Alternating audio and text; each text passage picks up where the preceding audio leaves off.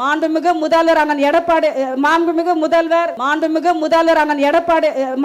முதல்வர் தளபதி அவர்கள் மே 4ஆம் தேதி ரிசல்ட் வந்தது. 2 நாள் கழிச்சு எங்களை தலைமைக்கு வர சொன்னாங்க. நாங்கள் போன பிறகு அவங்களுக்குள்ளேயே மொத்தமே அதிமுக பார்த்தீங்கன்னா 47 சட்டமன்ற உறுப்பினர்கள் தான் வெற்றி பெற்றிருக்கோம்.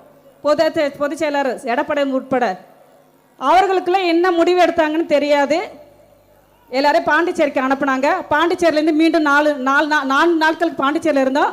4 நாள் கழித்து மீண்டும் எங்களை வர சொன்னாங்க. சரி, நாங்கள் போன பிறகு அங்கே உள்ள பல்வேறு பிரச்சனைகள் நடந்தது. என்ன தெரியுமா? திமுகவுடன் கூட்டணி செய்து கூட்டணி ஆட்சி அதாவது திமுகவோட ஆதரவோட கூட்டணி வைத்து ஆட்சி அமைக்க வேண்டும் என்று எடப்பாடியார் அவர்கள் திட்டமிட்டார். இது நியாயமாங்க? இங்க சொல்லுங்க. இங்க அமர்ந்திருக்கின்ற ஒவ்வொரு மக்களும், இங்க அமர்ந்திருக்கின்ற பெரியோர்கள், தாய்மார்கள், இங்க அனைவரும் அமர்ந்திருக்கின்றீங்க. இது நியாயமா? புரட்சி தலைவர் அவர்கள் யாரை எதிர்த்து கட்சி ஆரம்பித்தார்? திராவிட முன்னேற்ற கழகத்தை எதிர்த்து தானே கட்சி ஆரம்பிச்சாரு. புரட்சி தலைவி அம்மா அவர்களுக்கு எவ்வளவு பெரிய அநீதிகள்லாம் நடந்தது. அதே சட்டமன்றத்தில் ஒரு பெண் என்று பாராமல் துரைமுருகன் அவர்கள் அம்மா அவர்களை இழிவுபடுத்தினாங்க. அம்மா அவர்கள் மரணத்துக்கு காரணம் திமுக காரங்க. அவர்களோட கூட்டணி வைக்கலாமா? கூட்டணி வைத்து ஆட்சி அமைக்க வேண்டும் என்ற நிலை எப்படி எடப்பாடியார்கள் சிந்தித்தார்? இது தவறு இல்லையா? எனக்கு துடிக்குது. ஏன்னா எங்க அப்பா ஒரு சாதாரண ராமபுர தோட்டத்தில் தோட்ட வேலை செய்தவர். எனக்கு பேர் வைத்தவர் புரட்சி தலைவர் அவர்கள். மரகதம் என்ற பெயர் வைத்தவர் புரட்சி தலைவர் அவர்கள். என்னோட ரத்த நாளங்கள் அனைத்தும் சூடாகின்றது. ஏன்னா நான் அவரிடத்துல வளர்ந்தவர். அதனால்தான் என்னோட மனம் பொறுக்கவில்லை. அதனால்தான் அதிலிருந்து நாங்கள் வெளியே வந்தோம். ஒரு தரப்பு நாம் ஆதரவு கொடுத்து, டிவிக்கு ஆதரவு கொடுத்து மக்களுக்கும் நல்லது செய்யலாம் என்ற நல்ல எண்ணத்தோடு தான் ஒரு தரப்பு ஆதரவு கொடுத்தோம். ஆனால் அந்த ஆதரவு கொடுத்ததுக்கே அண்ணா திராவிட முன்னேற்ற கழகத்தில் இருக்கின்ற சில கருப்பு ஆடைகள் என்னை பத்தி தவறாக வலைத்தளங்களில் ஒரு பெண் என்று பாராமல் என்னை கொச்சைப்படுத்தி பேசினாங்க. இங்க இருக்கின்ற தாய்மார்களை, இங்க இருக்கிற சகோதரர்கள், எங்க அக்கா எல்லாம் இருக்கீங்க. நம்மளும் ஒரு பெண் தானே, நீங்க அமர்ந்திருக்கின்ற ஒவ்வொரு பெண் தானே. ஒரு குடும்பத்தில் இருக்கின்ற ஒரு பெண்ணை, நானும் ஒரு குடும்பத்தில் இருக்கின்ற ஒரு பெண் தானே. எனக்குன்னு எல்லாம் இருக்காதா? சொல்லுங்க, எனக்குன்னு எல்லாமே இருக்காதா? அப்போ அந்த ஒரு பெண்ணை கொச்சப்படுத்தி எந்த அளவிற்கு இழிவுபடுத்தணுமே அதே அதிமுக இருக்கின்ற ஊடகங்கள், சமூக ஊடகங்களில் நீங்க பதிவிடுகிறீங்க என்றால் நான் எப்படி உங்களோட நான் பயணம் செய்ய முடியும்? செய்ய முடியுமா? சொல்லுங்க. மிகவும் கொச்சப்படுத்தி கேவலமாக எந்த அளவுக்கு போகின்றார்கள். இது மட்டும் இல்லாமல் நடந்து முடிந்த சட்டமன்ற தேர்தலில் இங்க ஒரு மாவட்ட செயலர் ஒருத்தர் இருக்கிறார், ஆறுமுகன்ட்டு.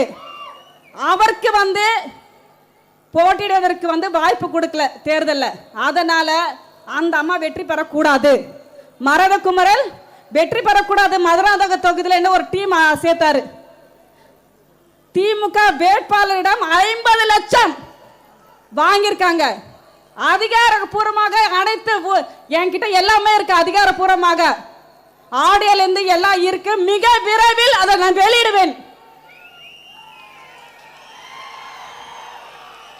அப்போ நான் தமிழக வெற்றி கழகத்துக்கு இணைந்ததற்கு நீங்க இப்படி பேசுறீங்களே, அப்ப நீங்க அதிமுக இருந்துட்டு திமுக உடந்தையாக இதே ரெட்டாலே ஜெயிக்க கூடாது என்பதற்காக திராவிட முன்னேற்ற கழகத்தை சேர்ந்த வேட்பாளரை நீங்க 50 லட்சம் வாங்கியிருக்கீங்க. உங்களுடைய குழுக்கள் அதில் சில ஒன்றை சிலர் இருக்காங்க.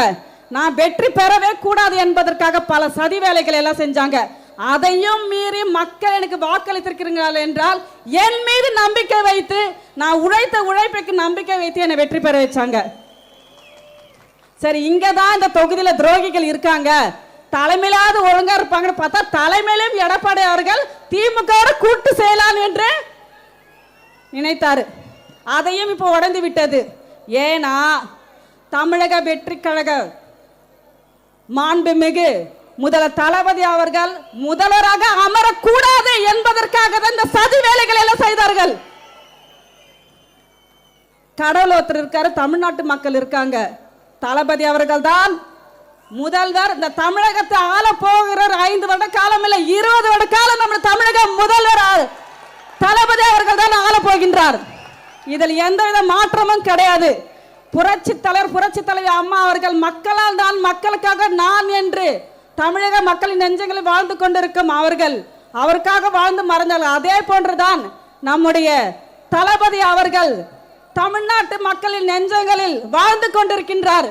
அதுவும் அன்பு என்ற ஒரு வார்த்தைக்காக வாழ்ந்து கொண்டிருக்கின்றார், நமக்காக வாழ்ந்து கொண்டிருக்கின்றார். இப்படி துரோகம் செய்த அண்ணா திராவிட முன்னேற்ற கழகத்திலிருந்து தான் நான் வெளியே வந்தேன். இது மட்டும் இல்லாமல் என்னுடைய மக்களுக்கு நான் பல்வேறு தேர்தல் நேரத்தில் அவர்கள் நிறைய வாக்குறுதிகளை கொடுத்தாங்க. இதெல்லாம் நீங்க இதெல்லாம் நிறைவேற்ற வேண்டும் என்று சொன்னாங்க.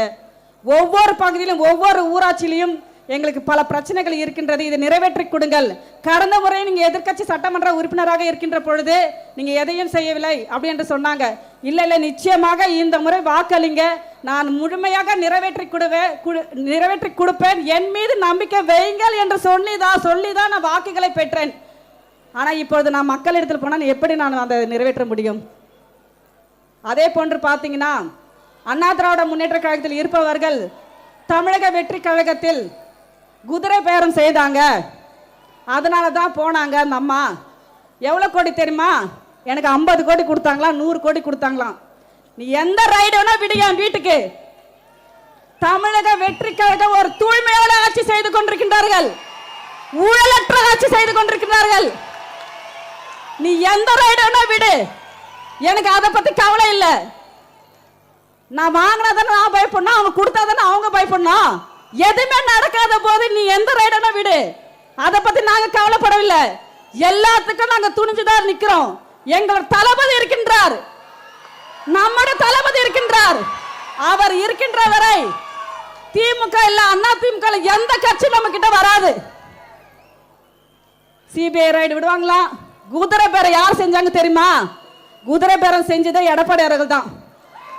ஏன்னா சிபிஎஸ் சைடுல நாங்க போனோம்ல, 30 பேர் கையெழுத்து போட்டோம். அந்த 30 பேர் கையெழுத்துல 4 நாள் 5 பேர் தூக்குறாரு. குதிரை பேரம் எங்க நடக்குது? அங்க போய் சிபிஐ வைங்க, போய் அங்க போய் சிபிஐ வைங்க. நான் பயப்பட மாட்டேன். நானு அதே போன்று பார்த்தா இங்க ஒரு ராஜ்யசபா எம்பி இருக்கிறார், தனபால் நோத்ரு. அவர் எப்படி வாங்கினார் தெரியுமா பதவி? ஒரு டீ கூட வாங்கி தர மாட்டாரு ஒரு தொண்டருக்கு. அப்படியேப்பட்டவரு 20 கோடி கொடுத்து ராஜ்யசபா எம்பி வாங்கியிருக்காரு. எத்தனை கோடி? 20 கோடி.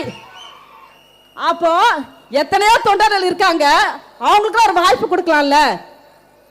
தேமுதிக கூட்டணியில் இருக்காங்க, அவங்களுக்கு கொடுக்கிறேன்னு சொல்லிட்டு ராஜ்யசபா எம்பி கொடுக்கிறேன்னு சொல்லிட்டு, அப்ப பணத்துக்கு விலை போனது யாரு?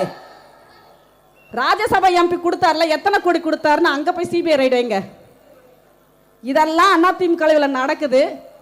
இந்த மாவட்ட செயலாளர் ஆறுமுக அவர்கள் திமுக வேட்பாளர் 50 லட்சம் வாங்கியிருக்காரு. ஒரு கூட்டு சதி நடக்குது, இதெல்லாம் நடக்குது. இவங்க தமிழகத்தை ஆளுகின்ற நம்முடைய தமிழக முதல்வர் தளபதி அவர்கள் குதிரை பேரம் செய்கின்றார். ஆட்சிக்கு இன்னும் 1 மாசம் கூட ஆகலைங்க. இதுக்குள்ள தமிழகம் இப்படி நடக்குது அப்படி நடக்குது. நீங்க தானே தொடர்ந்து திமுக அதிமுக இருந்தீங்க, ஆட்சியில் நடக்கலையா? எதுவுமே நடந்தாலும் அதை தெளிவுபடுத்தி அதை சட்ட ரீதியாக எல்லாத்தையும் நடவடிக்கை எடுக்கிறாங்க. வந்த 1 மாதத்துல 6 மாதம் வரைக்கும் நாங்க எதுவுமே பேச மாட்டோம்னு சொன்ன திமுக இப்போது நம்ம தளபதி பேசினாங்க, 6 நாள கேள்வி கேட்கிறாங்கன்ட்டு. இதுதான் திமுக. திமுக பொறுத்த வரைக்கும் பார்த்தீங்கன்னா திமுக அண்ணா திமுக இவங்க 2 பேருமே எப்படின்னா எந்த வழியிலனா போவாங்க.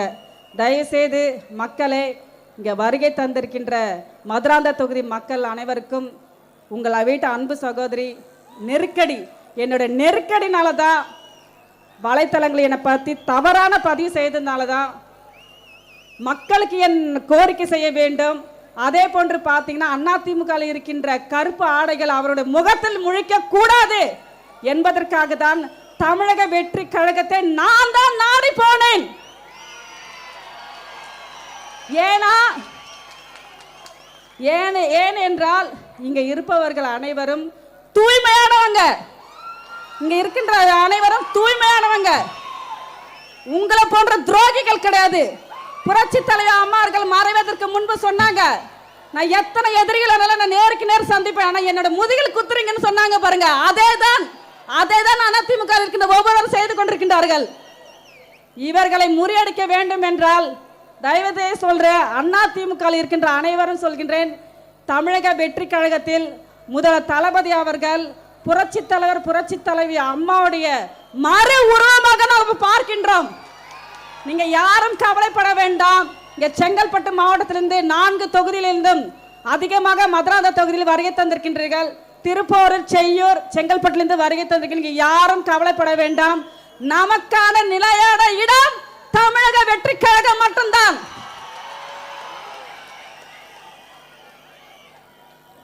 மக்களுக்காகவே இயங்குகின்ற இயக்கம் தமிழக வெற்றி கழகம் மட்டும்தான். அதனால் யாரும் நீங்கள் அனைவரும் ஒரு நல்ல இடத்தில் வந்திருக்கின்றோம். நமக்கான நிலைமை நிச்சயமாக உயர்ந்த நிலைமைக்கு நம்ம போவோம் என்று சொல்லிக்கொண்டு, தமிழக மக்களின் பாதுகாவலர், இளைஞர்களின் நம்பிக்கை, பெண்களின் காவலர், ஏழைகளின் உறவினர், தமிழ்நாட்டின் பெருமைமிகு முதலமைச்சர் அண்ணன் தளபதி அவர்கள் மக்களின் பாதுகாப்பை தனது பொறுப்பாகவும் மக்களின் முன்னேற்றத்தை தனது லட்சியமாகவும் கொண்ட தமிழ்நாட்டு நிரந்தர நம்பிக்கையும் நட்சத்திர நாயகன் மாண்புமிகு முதலமைச்சர் அண்ணன் அவர்கள் பெண்களின் பாதுகாப்பு, இளைஞர்களின் வளர்ச்சி, ஏழை மக்களின் நலன், விவசாயிகளின் முன்னேற்றம் என ஒவ்வொரு குடும்பத்தின் கனவுகளையும் நனவாக பாடுபடும் மக்கள் தலைவர்.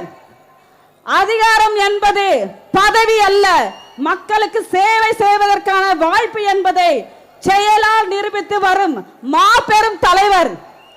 தமிழகத்தின் பெருமை, இளைஞர்களின் எழுச்சி, மக்களின் இதய துடைப்பாக விளங்கும் தளபதி அண்ணன் அவர்களை ஏற்றுதான் இவ்வளவு ஒரு குறுகிய காலத்தில் ஒரு இயக்கத்தை ஆரம்பித்து மக்கள், தமிழ்நாட்டு மக்களின் நெஞ்சங்களில் வாழ்ந்து கொண்டிருக்கும் தளபதி அவர்களை நாடி இந்த நான் இயக்கத்தில் இணைந்திருக்கின்றேன். எங்களோடு வருகை தந்திருக்கின்ற அனைவருக்கும் நமக்கு நல்ல ஒரு எதிர்காலம் இருக்கின்றது என்பதை இந்த நேரத்தில் தெரிவித்துக் கொள்கிறேன். புரட்சி தலைவி அம்மா அவர்கள் எப்படி பெண்களுக்காக பல்வேறு திட்டங்களை அறிவித்திருந்தார்களோ அதே போன்றுதான் மாண்புமிகு முதல்வர் அண்ணன் எடப்பாடி, மாண்புமிகு முதல்வர் தளபதி அவர்கள் முதல் கையெழுத்தாக பெண்களுக்காக பல்வேறு திட்டங்களை அறிவிச்சிருக்காங்க. மிகவும் சந்தோஷமாக இருக்கின்றது. ஏனால் புரட்சி தலைவி அம்மாவோட போயிடுச்சு. அது பெண்களுக்காக பல்வேறு திட்டங்களை அறிவித்த அனைத்தையும் அம்மாவோட போயிடுச்சு. அம்மா மறைந்த பிறகு நம்முடைய தளபதி அவர்கள் அம்மாவோட உறவில் நாங்கள் மீண்டும் சொல்றோம், பார்க்கின்றோம்.